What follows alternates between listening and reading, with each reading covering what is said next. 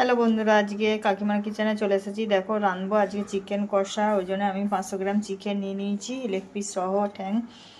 আর এখানে নিয়ে নিয়েছি পেঁয়াজ আর টমেটোর আর লঙ্কা কুচি। আর এখানে নিয়ে নিয়েছি আদা রসুন জিরে ধনে লঙ্কা হলুদ আর একটু মিট মশলা পেস্ট করে নিয়েছি। এবার দেখো আমি কিভাবে রান্নাটা করি।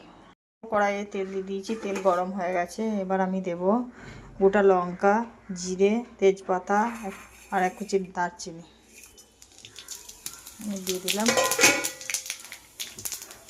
এবার দেব কেটে রাখা পেঁয়াজ টমেটো আর লঙ্কা। ভালোভাবে ভেজে নেব। দেখো এটা আমার ভালোভাবে ভাজা হয়ে গেছে। এবার দিয়ে দেবো চিকেনটা। সবাই নানা রকমভাবে চিকেন রান্না করে, কিন্তু আমি এইভাবে রান্না করি। তোমরা একবার এইভাবে রান্না করে খেয়ে দেখো, নিশ্চয়ই ভালো লাগবে। বুঝতেই পারছো এক হাতে করে তো ক্যামেরা ধরে আছে, ওই জন্য কড়াইটা একটু উল্টে যাচ্ছিল। এবার দিয়ে দেবো স্বাদ মতন লবণ। আমি এইভাবেই চিকেন রান্না করি, তোমরা এভাবে খেয়ে দেখো। ভালোভাবে এটাকে ভাজা হয়ে গেছে। এবার আমি বেটে রাখা মশলাটা অ্যাড করে দিলাম।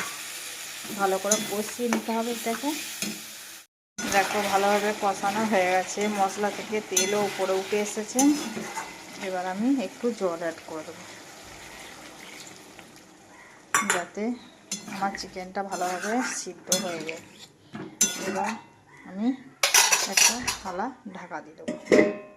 দেখো আমার চিকেন কষা পুরো রেডি। এবার নামিয়ে বন্ধুরা, দেখো আমার চিকেন কষা পুরো রেডি। ফাইনাল লুকটা দেখো কি সুন্দর হয়েছে, খেতেও দারুণ হবে।